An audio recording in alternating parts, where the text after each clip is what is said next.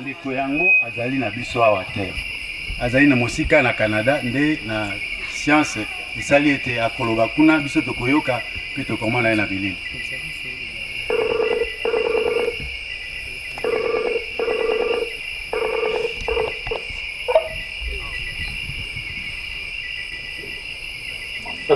Hi Richard. Thank you for making time. Hey, how are you? We're very good. We're in the middle of the rainforest here in a place called Boteka in the Democratic Republic of Congo. And we're nice. Yeah, we're sitting here with about 200 people who work on a former Unilever plantation. And we're building some kind of an art center here because we believe that there is, you know, they too have to make a transition from the, let's say, the Fordist economy to something beyond that.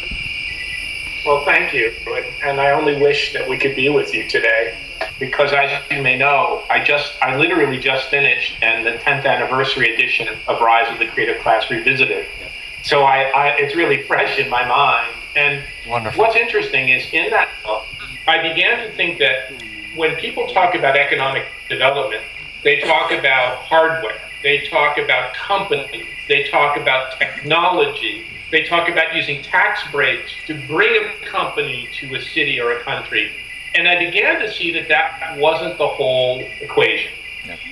And then I was able to look at the trend in the rise of this group of people who is principally artists, designers, culturally creative people, entertainers, musicians, writers, entrepreneurs, technologists, innovators, researchers, and professional people.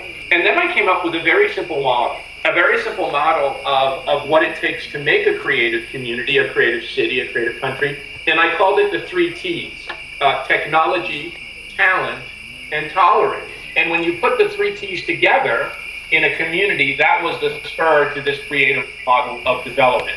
When studying development, artistic creation comes before roads, comes before schools, comes before hospitals. So in the development process, investing in artistic and creative infrastructure deliberately and strategically is quite important to an overarching strategy to achieve higher levels of development and higher standards of living. Right. We call this program a gentrification program.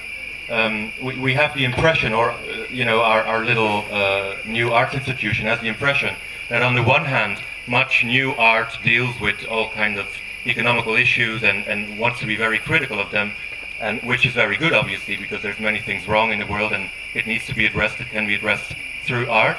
But on the other hand, the economic return of such art is hardly in the same places as what is critiqued. Let's say you could make a video of showing how poor people are in Congo, for example, but what happens is that this video is then maybe shown in New York or in London and generates an economy in London rather than in Congo.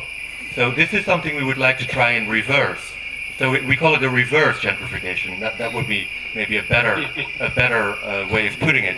Would you have any comment on that? Do you have, of course you've been, you know, some people don't like you because art would be instrumentalized by this creative class concept.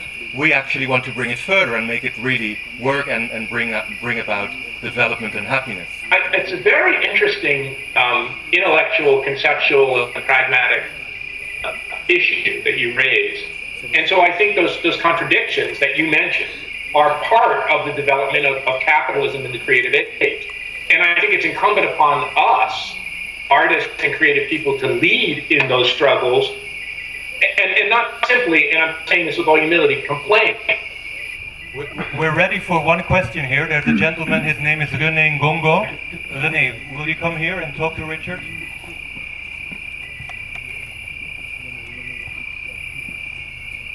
Juste une petite question. Je suis ravi par votre théorie des 3T, technologie, talent et tolérance.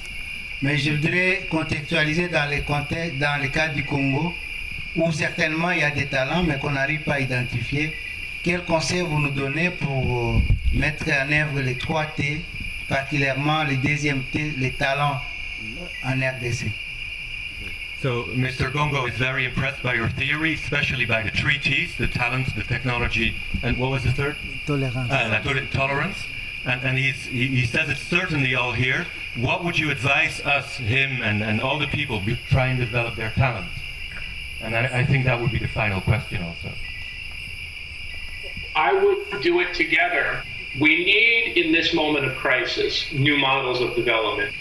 And what we need is experiments with new things that are engaging human creativity and developing the human spirit and human purpose and human meaning. That's what you can achieve with your project. You can be an experiment, and I think the world is very hungry.